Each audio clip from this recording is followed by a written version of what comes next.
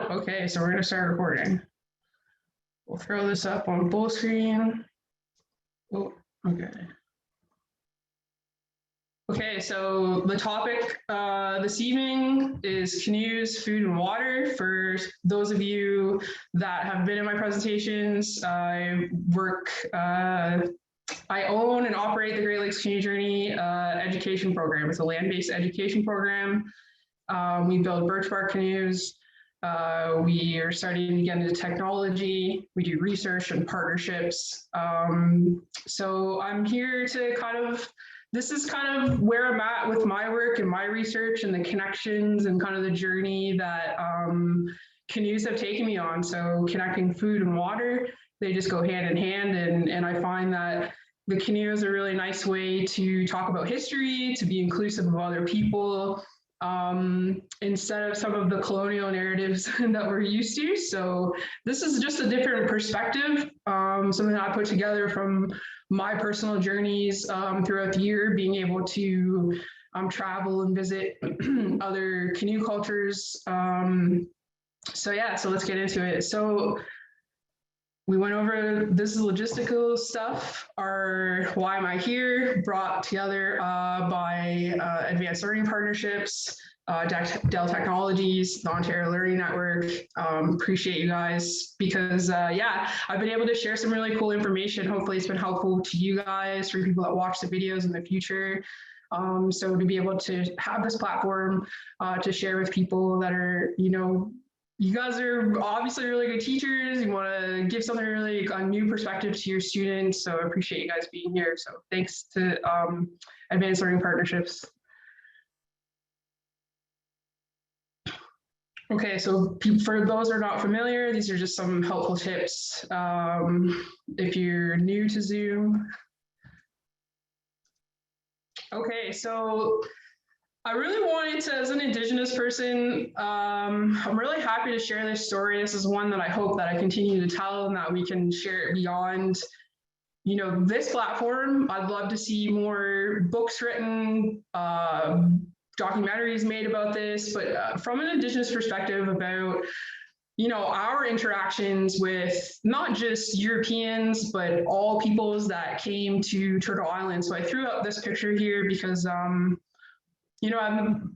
it's kind of hard to get away from maps because they're a really great reference, but they're very colonial. They really help. They contribute to the narrative of place names and who governs this and that. And so a very common story for Indigenous peoples, we all have some original or creation story that talks about I guess what you would call North America, we call Turtle Island. So I like this because it's friendly. Young people can relate to this, animals. But for Indigenous peoples, this is Turtle Island. This is our home. This is where we've been. In that heart there, I think are the Great Lakes. That's really kind of the center of this landmass, really. So this is a good entry point, Turtle Island. Hi Sylvia, sorry to interrupt, but we can't see your slides if you think you're sharing, you're not. Okay, I'll get back to that. I only got into one slide here. And I think there might be somebody else in the waiting room. Okay. Sorry to interrupt. No, thank you. No, that's good for me. How do let's see here. Sharing a screen. Yeah, so we can see now, Sylvia. Okay, great. Okay, no, I just don't know how to admit. How come I can't see the other people? There we go. There's some people. Admit. Okay, here we go. There they are. Brian and Indio. Is that how you say your name? These guys are back. Welcome back. Okay. So I think we're good. Let me go back to this picture here. So this is a user online put this up. I find it really helpful because it just portrays the way that Indigenous people see our home. Turtle Island is what we call it. We don't say United States or Canada or North America, our creation stories, our original stories, they start with a turtle. They start with, this is our home, so we're getting away from that colonial narrative, all the maps and geography that really control the history and who governs and all of that. They've created new place names for things that already existed. So we're starting off very simple. Animals, humans, we really complicate things. So when it's nice and simple and put together when the animals are introduced. So that's why you see a lot in turtles just being a part of our oral stories, because these are true stories. This is how this mass came to be, this land mass. So in every Indigenous nation has some sort of piece of that turtle, the story of it to create the whole. So I like to start off with this image when I'm doing this work. And like I said, there were original place names. Some people are really great. I like Decolonial Atlas because they are obviously decolonizing these stories and images and, all these other narratives. So for us in the Great Lakes, this would have been an original place name for us, for the lakes. These are the Haudenosaunee people. So just to give you an idea of kind of where I'm starting at, we're getting back to the basics, to the original stories, and there's these other layers of things that I'm somehow acknowledged, but I'm just trying to encourage everyone here that if you're teaching, you have an opportunity to share, start here. These are the original stories, because I find, for me growing up and reading, like I knew there was something missing. And I feel like through technology and communications, the smoke signals are moving quicker than ever, that we're getting rid of those lies, the missing pieces in the stories. And I feel like we got to really change, because kids are really smart these days. Not to say the older generations weren't, it's just information is moving very quickly. And so, this is just an idea of where you can start original place names. So in Canada, some of the history books, most of the history books, they really talk about these explorers came to the Americas. We have to learn their names, the origins of their countries, all the things that they did. And for me, I started looking, I was always looked at these images and I thought they slightly acknowledge the Indigenous people, but really, how would these ships, they didn't have small enough ships to get inland, or boats or some sort of vessel. They really solely relied on Indigenous people to be able to settle, to be able to get to see the land. And so this is I like the old kind of colonial historical images, because they really just intentionally wipe us out. But really, the image of our technology here, the canoe that really helped establish Canada as a whole, to move people, things, so that they could even start making these maps, start renaming things. They had to have a guide, they had to have the technology, they had to have the existing trade routes. But when they started writing the books and whatnot, they just wiped us out. It was, we were kind of insignificant, but the main contribution that kind of stayed all the way through was the birch bark canoe. And so, it starts out with the birch bark canoe because they went on the East Coast. The Mi'kmaq built birch bark canoes, and then you move inland. There's the Algonquin and the Ojibways, and there was the Haudenosaunee. I'm talking kind of just going down the St. Lawrence.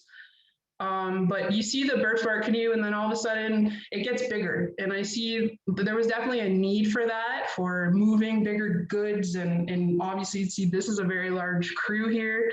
But it's still Anishinaabe, Mi'kmaq, Maliseet, Algonquin technology. So I like to start with that, because I want our students to place themselves in these stories, in the history, to be proud of our contributions, because there was so much.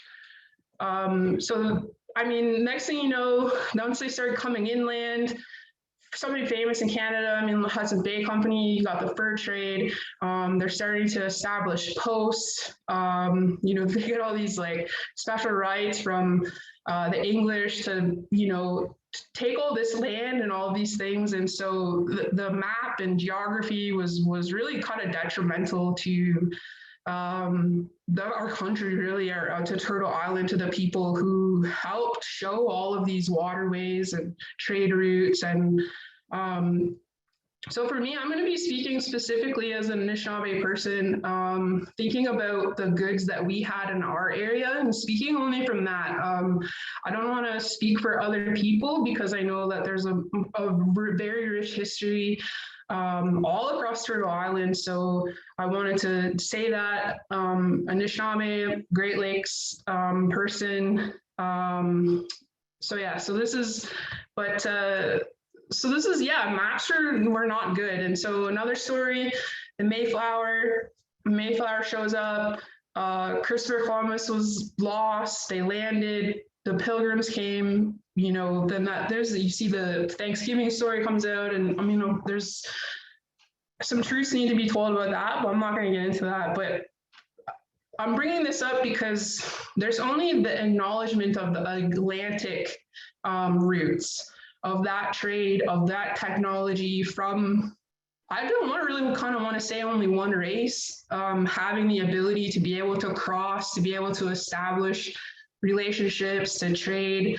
And so obviously we're missing the other three colors of man. Like for Indigenous people, we have 4 colors of man, and so we only have a tiny little section of the whole story for the human race. And so this is an image that's stuck in people's minds. I'm sure Americans identify with this very much, especially, Canada's too, but this is very prominent, the Mayflower. So I want to bring these boats up because, these are the only boats that are really acknowledged that are coming over from crossing the Atlantic. But, as an Indigenous person, we get schooled at home. We have oral stories, we have trade items. And so it's always really kind of hard to hear these stories because you're like, well, what about the other people? Because we come from a culture of being inclusive and acknowledging that diversity. And so you're always kind of left with, okay, so, well, what else? And so this is really a story of that, really kind of my, throwing this image up there, these are the goods that came out of, there is some acknowledgement of what came out of Turtle Island. Some things came in, but these are the main stories of what happened. The goods that crossed. But I would have the opportunity actually through the University of Toronto to be able to go down to Belize. And when I went down there, actually, I learned about the Griffina. The Griffina came before Christopher Columbus, probably almost 200 years before that. So they came from the Kingdom of Mali and mixed with the Arawak. There's other tribes that they mix with too, but like I said, I don't want to speak for these other people, but I just want to put it on your plate that there were other people that crossed the Atlantic Ocean years before, generations before Christopher Columbus. So wanting to acknowledge the technology and the migration of the Mali people that, they weren't conquering people, they kind of just settled and mixed in with the local Indigenous people. And so, from that region and down, there's a rich history of these people, but it's not commonly known to the larger world. And I really wish it was, because like I said, that we only tell one story. And then today we're going to look at some of the Pacifics. So these are some of my personal interactions of like where I've lived, interacting with other canoe families and hearing those oral stories, because that's really where it's kept intact, are those oral stories where some people wrote things down, or maybe they're, for us as Anishinaabe people, we wrote things in birch bark scrolls. Other people might have other forms, but there was the Vikings coming over. That was just read an article this weekend about that. It's a reoccurring story, but what I noticed is what's missing from that is the oral stories from the actual people that they interacted with. Like, you know, it's always like, there's always a, oh, we found this artifact, and you know, there's this big mystery of this and that, and we're gonna wait to the next thing that to dig up. And it's like, well, how come you're not talking to people along the East Coast to get those stories, to fill in the blanks, to contribute to that? So, like I said, it's hard to accept an incomplete story, really.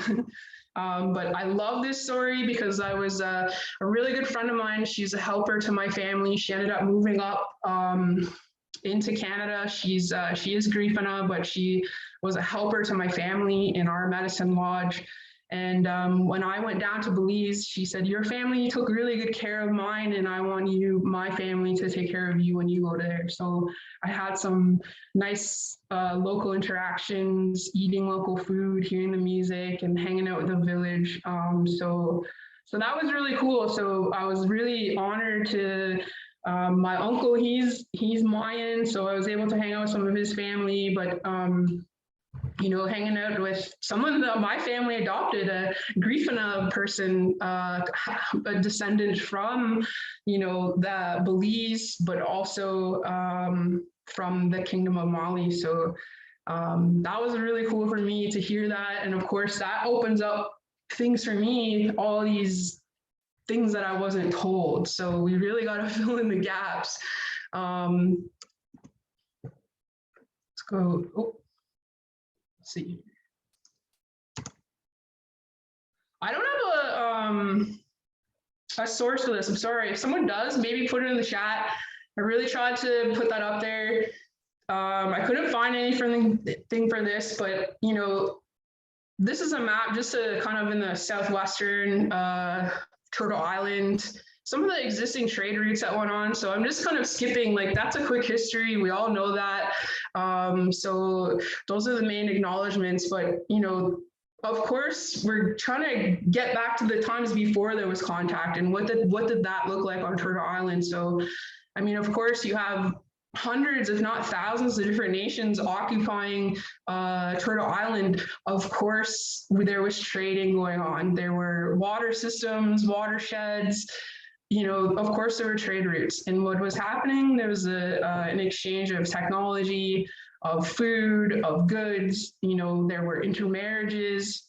You know, maybe territories were expanded. You know, there were a lot of interactions going on. And so, you know, it's really hard to, again, accept, you know, that there was only one country that, or a few countries that were doing all of these things that contributed.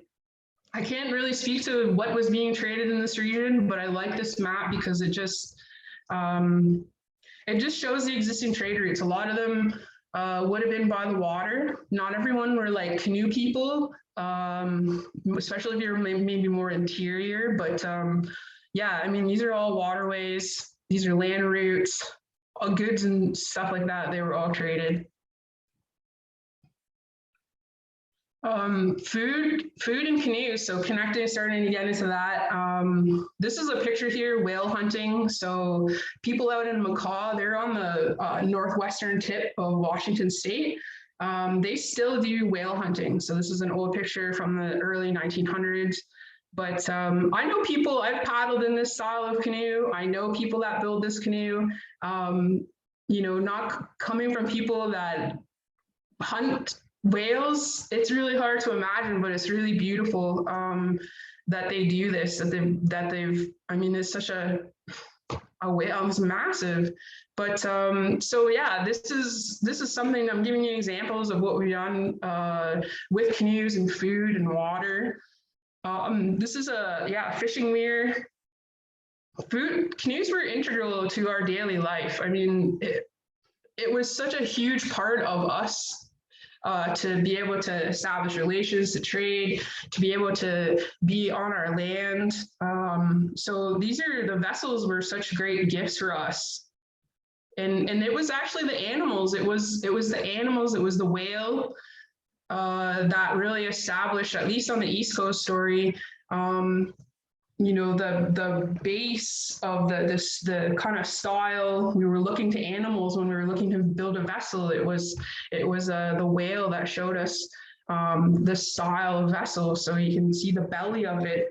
And of course, like our paddles, they come from animals, the inspiration of how they were navigating around. So we really worked a lot with nature.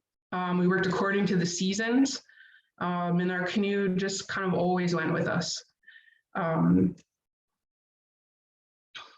So this picture here, this is a torch, spear fishing by torchlight. I think this is out in Minnesota, actually. So this is a Anishinaabe people, Great Lakes people.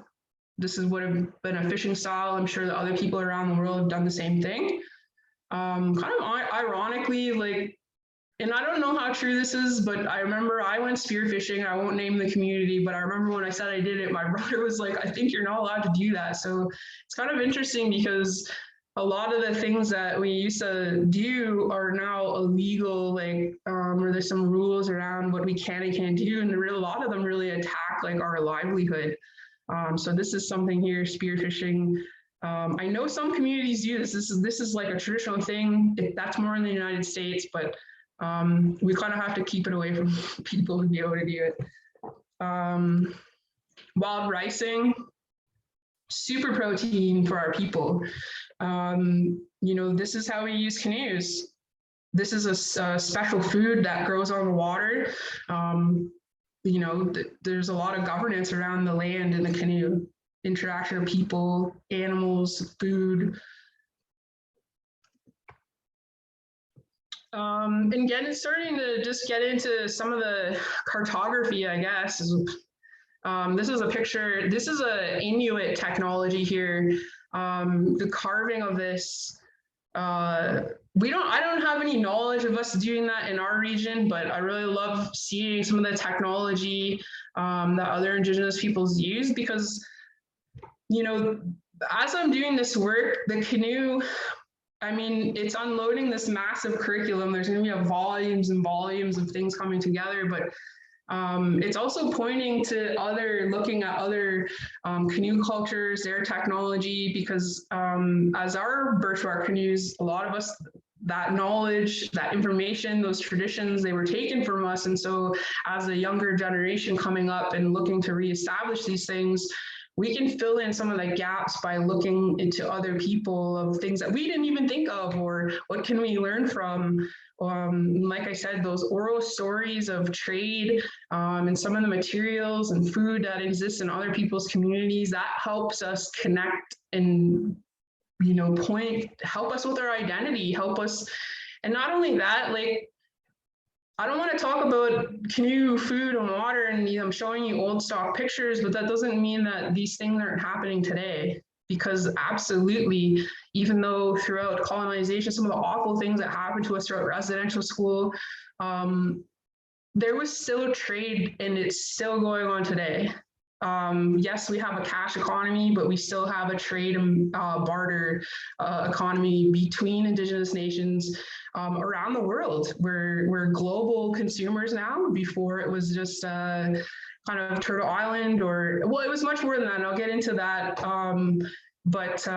So yeah, so I love this. This is beautiful. I don't even know if they designed that before they even had maps. To be quite honest, they probably didn't. So this is Inuit. Inuit were all over the place. They're not just in one region, they're all over the Arctic Circle. This is the Inuit in Greenland. So think about, navigating up in the Arctic region, working with the seasons up there, learning about all the people. And forgive me, I'm not too familiar with the star system, but I know when I was in New Zealand, I was there during their, when was I there? I was there during their winter time, and I know that, being down there, the stars look different. So I wonder, how does it look like for them versus how does it look like for other regions? So there's a lot to learn. So just telling you, I'm not an expert in this, but I'm just pulling together all the pieces and just trying to encourage people to tell a different story. I mean, the old ones are not. There's so much richness in the world that we need to start including everybody's story, is my point. Some other technology. Oh, see Jill here. Jill, you can just, if you want to jump in. Sorry, may I just ask a question about the last slide, Sylvia? Sure, Jill. Yeah. Thank you. So these carvings, I see you've drawn, you know, there's are they they're encoding these places? Like, I see the lines pointing here and here and here, but is that so the carving is encoding all of this information? Yeah, exactly. Oh. This is through their memory of, and then, you know, you think it's on a large scale, you're on the land, you're passing like a mountain or a bay or whatever, and then you're squeezing that all together. And I mean, this looks very specific. This looks very detailed. I mean, they got almost everything right in there. Yeah. So it, I mean, like our wampum belts, like our any kind of symbolism, and I mean, you see it all over in caves all over the world. It might look like a very simple picture, and I can speak to this, at least from an Anishinaabe perspective. We definitely have very simple symbols, and depending on your skill set, you can interpret, and if you were to write it out or type it out or whatever, that very simple picture would have, I mean, you could write a couple books, the really thick books out of it. So yeah, I mean, this was obviously someone that's very skilled, their memory.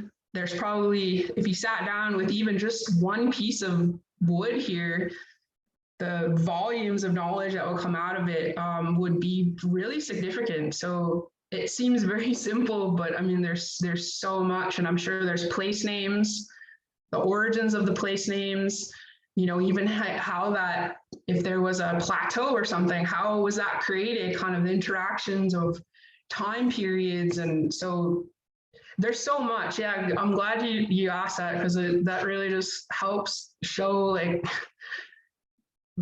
it's really hard. That's a problem with history and writing about other people, is that someone comes in and they don't have all of the knowledge. You're missing so much, and that's what kind of history is just someone else talking about other people instead of letting the people talk for themselves.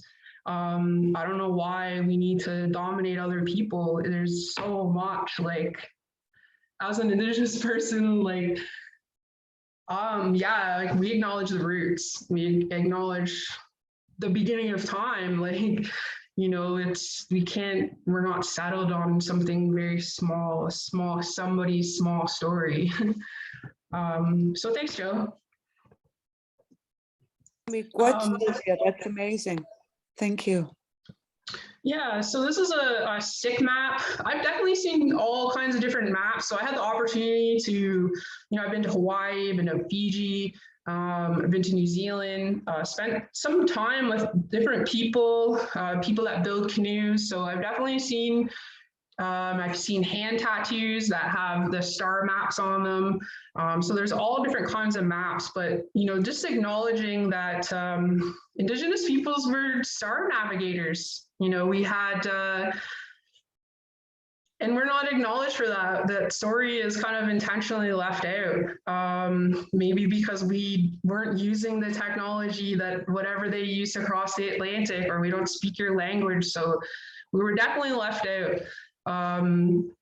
And especially the island people, you know, I want to acknowledge, like, the Hawaiians, you know, they're often, people think of the Americas as, you know, this is the United States, and we only have this landmass, but there's, you know, there's island people that are a part of, they're just a part of the world. Their contributions, and I'll kind of talk about that through food, but I mean, here we're just using sticks and shells, and they could navigate the Pacific through this, just something simple like this. This is intense training, and there's tons of levels of here, but to the eye, it just looks like sticks and shells. You know, so there's definitely a kind of a huge interest amongst Indigenous peoples reclaiming their vessels, their navigation technology, and then of course bringing out the canoe builders, and we're starting to connect with each other. We're starting to visit. There's my last session I talked about travel canoe journeys. When we go to that event, I mean, like, there's Indigenous people that come from all over the world, and so we have that whole time to spend with each other, and so there's a oral story exchange that takes place, and when that happens, like, all these stories come out. And so this is the Hokulea here. They did a worldwide tour. So you're starting to see a resurgence of people taking interest in our canoes and our trade routes, our water vessels, our technology. So this is really beautiful for me as a young person that's really interested in canoes and trying to learn about Anishinaabe canoe culture, looking to these people that have kept these things intact. Yeah, really grateful to people that really just stick to their knowledge, their oral stories, because they're helping other people and they're healing themselves in the process, connecting to their ancestors. This is a star map. So I've seen this in many forms. I've seen it in statues. I've seen it built into the land. I've seen it made out of string. I've seen it burned into wood. There's like the hand navigation. So yeah, this is, and what I love about this too is also, I mean, when you go around the world, people that stick to their original stories, they are governed by the seasons. They are governed, they have an intimate relationship with the land. The land helps them say, this is what's going on. These are the times, these are the changes. We're working with the elements. They're working with life, really. And so a lot of this is built into the language. You know, there's this amazing connection between the water, the land, the sky, very, very intimate relationship with the land. So I love that it's in the language. And this is transferable. A lot of this you could probably, if you go to, I mean, there's different languages, but Hawaiian to Tereo, they're probably a lot of them pretty similar, but what's really unique about the differences in words when you have neighboring nations is that it creates this thread of this really beautiful story. One has one piece, another one has another piece, and they kind of fill in the in-between. So it's really important to have language and place names when you're talking about anything. Use the local language because you're going to get so much more out of it. So I definitely learned a lot. When I was in New Zealand, I was there at a very special time, Matariki. It's like their New Year, and it was really beautiful. I had so many questions when I left there about what is our canoe culture in the Great Lakes region. So this is me spending time with Maori people and learning about their canoe traditions. So just acknowledging them. So this is getting into the food part. So, and I'll get into this map here. This is kind of a map here of the movement of the sweet potato.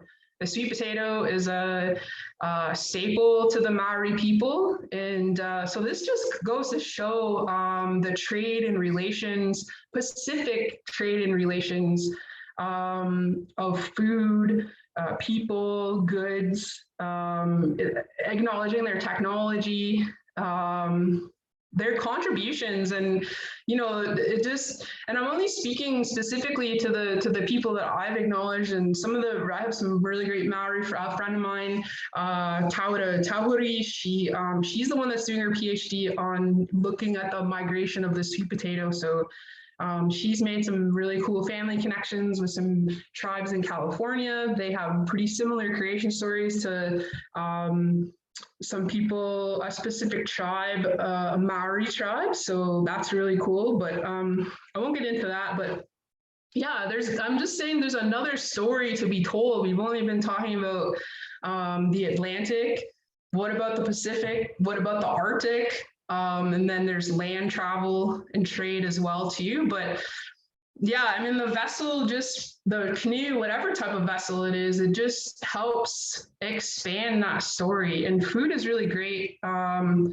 This is another one. So this is more connecting South America to Turtle Island. So there's a southern part of Turtle Island, but then there's like, I don't know what the indigenous name would be for the landmass. So I guess what's called South America. That'd be a really good question. But yeah, quinoa was found. I mean, the Haudenosaunee knew and cultivated it. They traded. Corn was brought up here.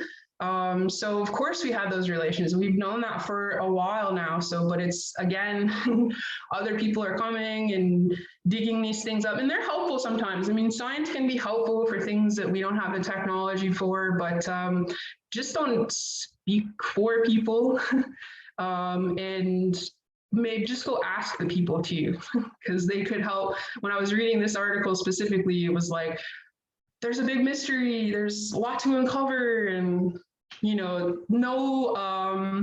interviews with the local people. That's just a common thing that happens across. So we got to get in the habit of doing that, because these stories, I mean, these seeds, I would just guess that probably they were carried in something. They probably came with a recipe.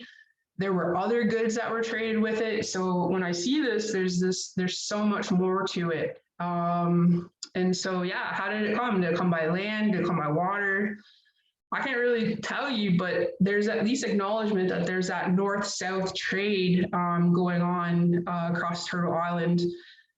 So taking your focal point off of the Atlantic, looking at the Pacific, a little bit of the Arctic, the inlands, the Great Lakes people, looking at vessels.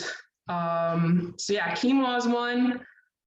Sweet potato, and then yeah, getting back to the Great Lakes. I mean, for us, maple syrup is a really big staple for Canadians. Tobacco left. Tobacco was a medicine for us, and that was, it's become something dangerous and unhealthy for people because they add all this stuff into it. But it was a ceremonial use for us of medicine that originated here. So. What else do we have? Yeah, our canoe, that went worldwide.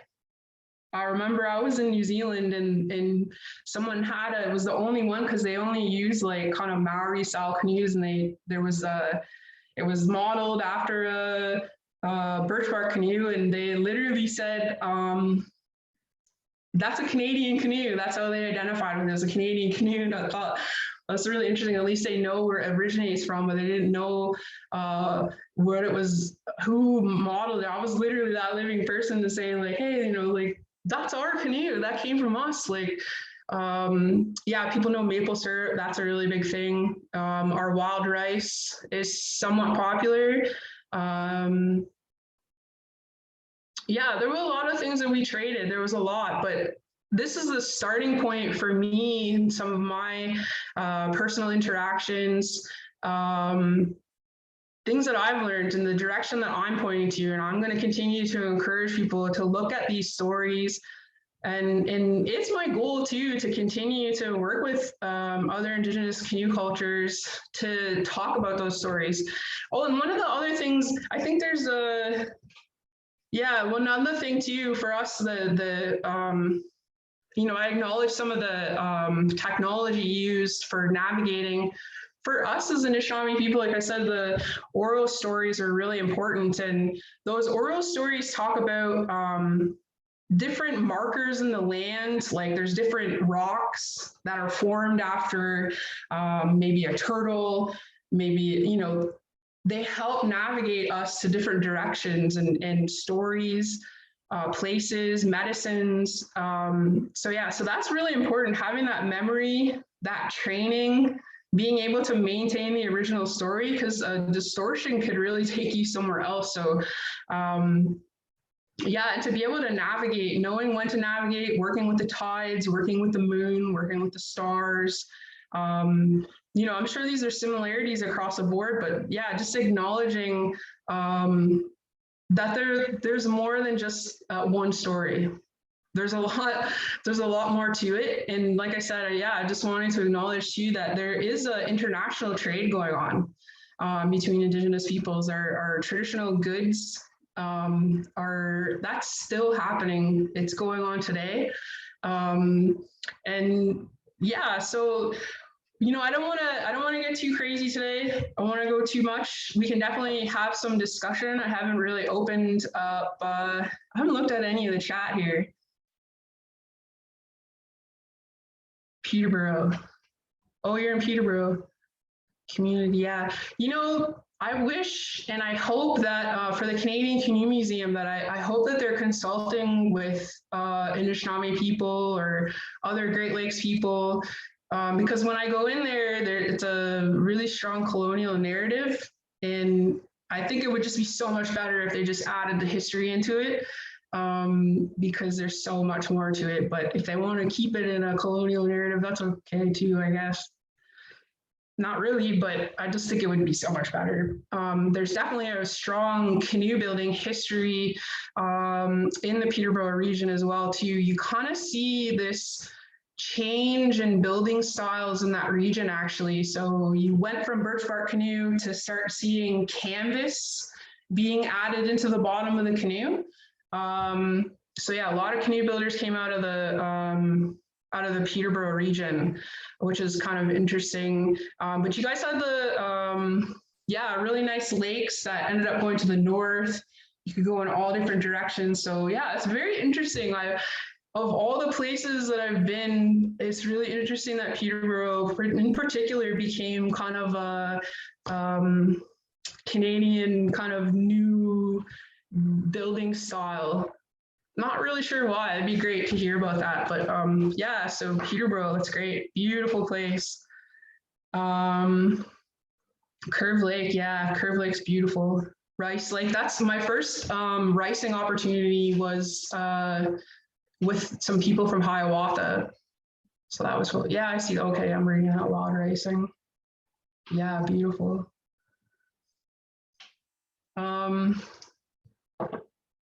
Do you guys have any other questions or anything that you want to add? Anybody? I know there's some Anishinaabe people in here too, and I just want to say too. So I do these talks, but I'm definitely open.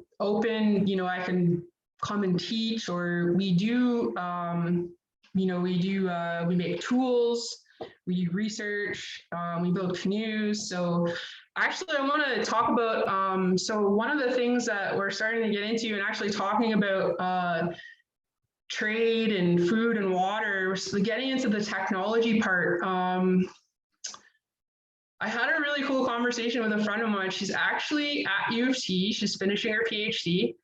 Her name's, or they're called, their name is Mikanuk Miigwants at the, she's, they're managing, they're teaching and also working at the art gallery there. But anyways, their research is looking at bulrush mats. And so looking at some of the different plants that we've used for, it has a lot of very interesting uses. And so she actually really kind of put me on a little chase, actually.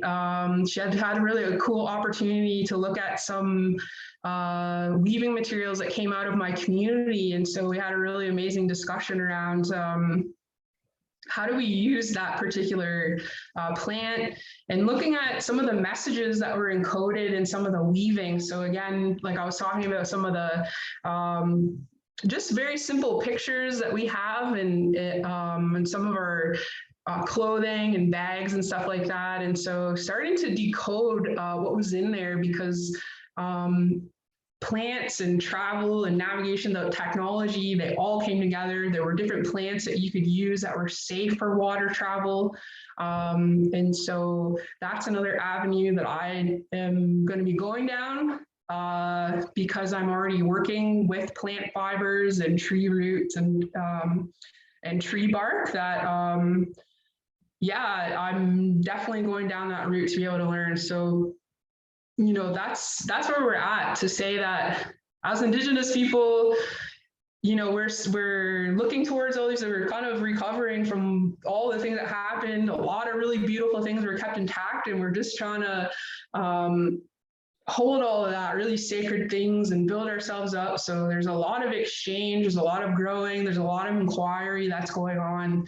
I'm really happy to do that work because I mean, I get to be with my ancestors. I get to be with that knowledge. I get to turn my Western world view and that language off. I get to get back to the roots. So acknowledging Mikanuck, there's really great people that are doing research. So, you know, they're eventually going to be writing books. They're going to be creating documentaries. They're going to be teaching. They're going to be creating education programs. But they want to come. They want to do things in a good way. They want to do it with community consensus.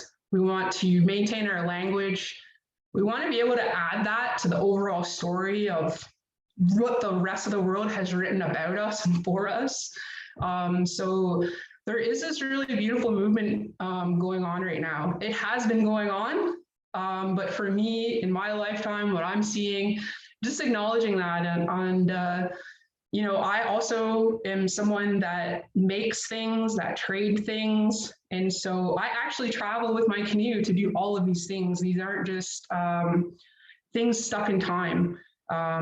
These relations are going on. We can operate with our own governments, with our own knowledge, within our own economies, as we always have.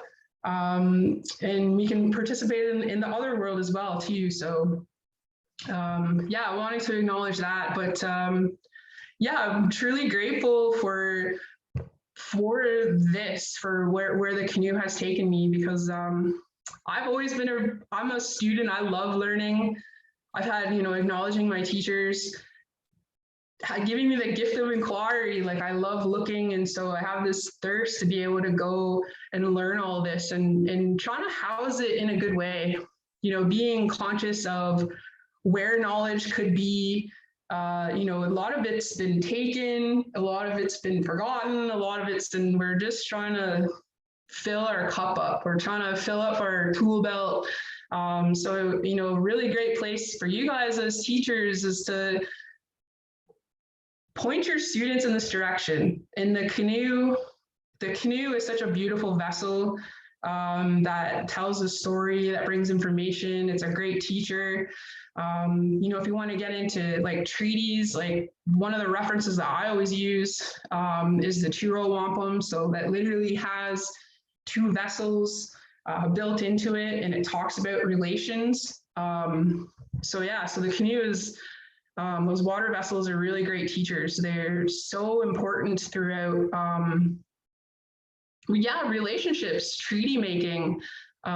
We've definitely gotten away from that as we become fossil fuel consumers and driving our vehicles and being moving very fast. I think it's, for me at least, the trees, the elements, they've asked me to look at them, to say, hey, tell our story, connect with our ancestors. And so I think that that's what land-based learning is, and what it should be, is connecting people to those roots, listening to those stories. We've done a lot as humans, telling other people. And now for me, as at least the kind of student that I am, I'm listening to those plants and being a facilitator of what they want to share and where they want to go. So, I mean, if we could have land-based education programs everywhere, I feel like there would be so many positive impacts for specifically Indigenous students.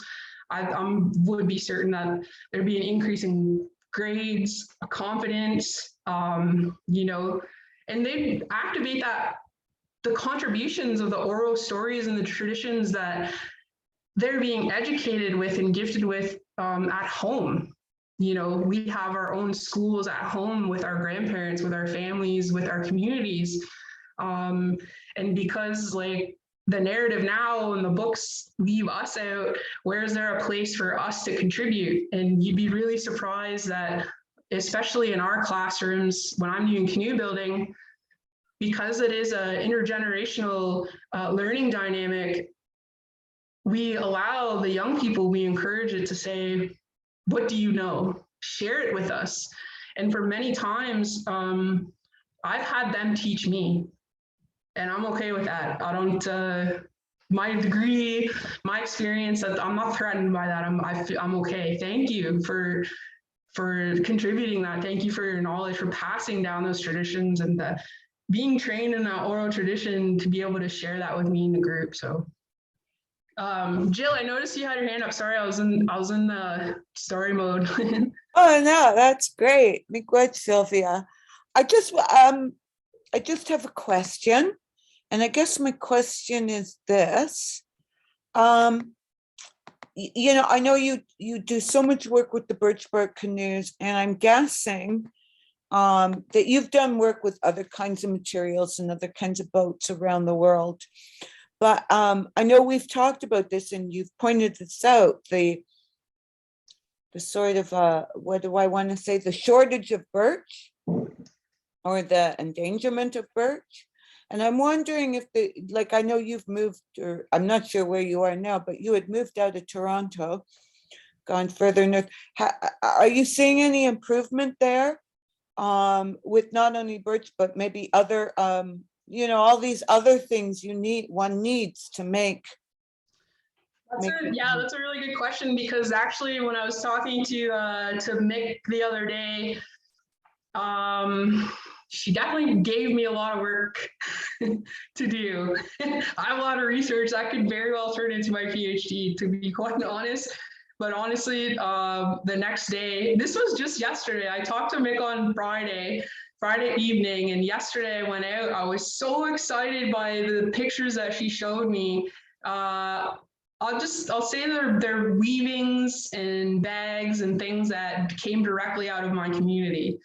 And so there's some materials that are ready right now. And so I was roaming around in Omjanong. That's where I'm in Sarnia right now. So I was close to my reserve, which is really nice. I get access to the land. I haven't had that in years. I was in Toronto for 13 years. So it's really beautiful to be able to be home. But so yeah, definitely, when I was looking at, we were like, so where are these materials and some of the things that I have seen. But one of the things that I learned right away when I was looking at, because we were kind of sourcing like where are the bogs and wetlands that came out. And so when I was looking at that, I learned that at least for Lambton County in itself, destroyed about 80% of all of those wetlands and bogs. Like, they just covered it up, they filled it up, they destroyed it, they dredged it and everything. So all of those really beautiful medicines. And so there's a lot of work. Where were they? What's there now? Who did this? Like, what medicines are all there? So they're definitely in a really special time where, and it might sound strange to a non-Indigenous person, but why I say I'm a facilitator of these living beings is because they have a story to tell. They want to tell a story about the environmental degradation, the racism, and I think that they want to be revived. I think because they're integral to the land, to the health of the land. So because my community specifically, we're surrounded by 62 petrochemical plants. Nothing's really healthy. We're lucky. Most of the concentration of the trees and the green for Lambton County, if you look at an aerial map, it's in Omjanong. We kept it intact because we knew the importance of it, but everything else was removed for industry, for settlement, for trade. So that's a pretty common story. A lot of these things, our sources of materials, our sources of income, things that we would have relied on, a lot of them were destroyed. Climate change is the next thing to come through. So we have a lot of work to do. So if we want to be able to enjoy these things, we have to start looking at how to, plant new things. Who can we partner with? Who can help us? What does that mean? Buying back land? I don't know, replanting trees. So there's a lot of work. There's a lot, but people are willing to do it, and we are doing it. So it's not a story. It's not a negative story. It's a story of hope. Our prophecy for the Anishinaabe people, it is hopeful. It is positive. So I like to live that way. I believe in that very much. And so I think, we're at a fork in the road, and I think maybe we went down the wrong one before, and we're going to go down the right one as human beings, I hope. And I think that that is really going to come from our original stories. I believe that wholeheartedly. A lot of stories over time they've been changed. They've been changed to benefit a lot of scenarios. But for the people that live off the land, and that's kind of how I like to define Indigenous, actually, is it's like, if you're at home and you're working the land and you have that original knowledge, you're the root of that place. You're the one that carries those stories. They entrust you to carry that on. That's what Indigenous people, we're always carrying on those oral traditions, all those symbols, original place names. We can't be molded into one thing that eliminates. It's like what we've done with all the species in the world. We've eliminated and narrowed it down to a few where there's really not a whole lot of nutrients that come out of it. And are we being our best selves out of that? I don't think so. So I like the title of Thomas King's book, The Truth About Stories. I think that's really important. I like his style of using the trickster as someone able to tell a story of piecing through some really hardships throughout time. So I think that's who and what it's going to be. Those origin stories are going to be really powerful. They're going to help us heal as people. It's going to help the land. We can't keep moving away from who we are. I think our roots are really important. So that's why I stick with this. I love being educated in other people's ways of knowing and doing things. I'll take the best of all of that. But for me, to be Anishinaabe is going to take my lifetime. We've been given so much, and that's what fills me up. And, other schools have said, here, this is going to fill you up. And yeah, they've given me tools to be in another world, but what I contribute when I walk in this world is who I am. So I think education should be that. It shouldn't be other people's stories. There's really great lessons to be learned, no doubt. Absolutely, I believe that. We can synthesize all of that, but I hope that we all come with our seeds, our stories, our songs, our languages, because that's how we started. And everything was really beautiful and sustainable at that point. But when we started getting destructive and creating man-made stories, we really got away from those original instructions. We used to live according to the land, to the seasons. We used to live, in sync with everything. So, those are my contributions. That's what I have to say about that. I'm just going to stick with that. I don't take it back. I was just going to say that is so beautiful. Like, it really is. And thank you for sharing these stories. It's been just wonderful to hear all about this. And I apologize for my camera not being on. No worries. I usually like to have it on. And sadly, I'm having a bit of a tech challenge. My apologies. But I do want to thank you, because this is the third session that you've done with us. And it has just been I just love listening to you. It has been such a pleasure to just learn and to hear your stories in such a beautiful way. And just so many things that you've said have resonated. And I think I can speak for the whole group when I say that. It really is just so much to learn and to appreciate, just from all of these wonderful people who've come before us. And yes, we definitely need to take a turn in a different direction. So I do want to wrap this up with the group. I just wanted to see, are there final questions or anything before we close the evening? Yeah, I just wanted to get into, just thanking Intel, and the last part, getting into the survey. So I'm going to throw this link, I'm going to throw it up in the chat. Oh, maybe you already did it.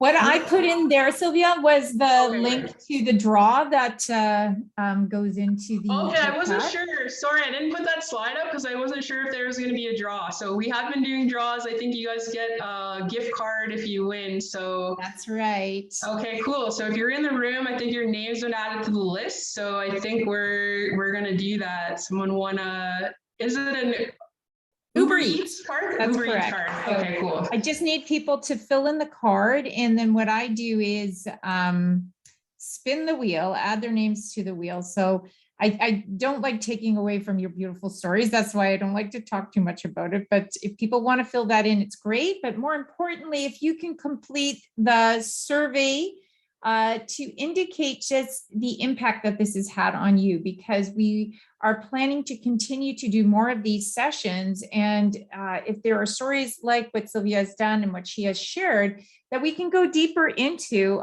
please do let us know if this is something that we can bring back as we move forward and go deeper. Like this could be a mastermind session in that sense and really dig into things. So please do let us know if this is something that you would want, and that is through this survey that we would go by.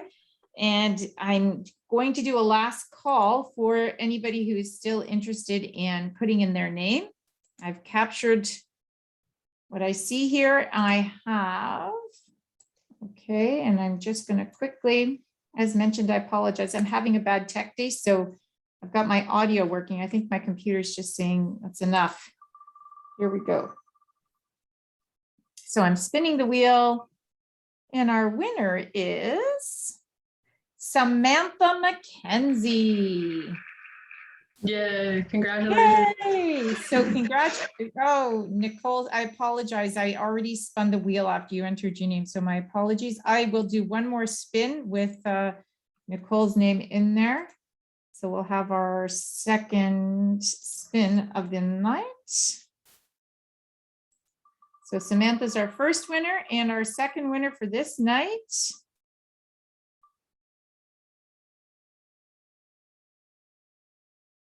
we have Lisa Noble. Wow, wow, wow. So there you go, Lisa Noble and Samantha McKenzie. So we'll be sending you an Uber Eats card. Now, for those who are on and have not received their Uber Eats card, so I have heard that our third-party group has been sending, but people haven't been receiving. So we are working on a solution to make sure that it does get to people, because it has been being sent out. So we're working on it. I have all your names. They have all your names. You will be getting this. So please just give us a little bit more time to get this technology getting past firewalls, and you'll get that. Oh, Melanie, you got your gift card today? Oh, there's success. Yahoo. Okay, so maybe it's going to be faster than I thought. Yay. Okay. Thank you, everyone. And thank you for sharing your email. Sylvia, that is wonderful. Miigwech, and have a great evening, everyone. Okay, yeah, thanks everyone for coming. Thanks for hanging out, and I hope to see some of you in the future, maybe teaching again. Have a great evening, all. Okay, see you.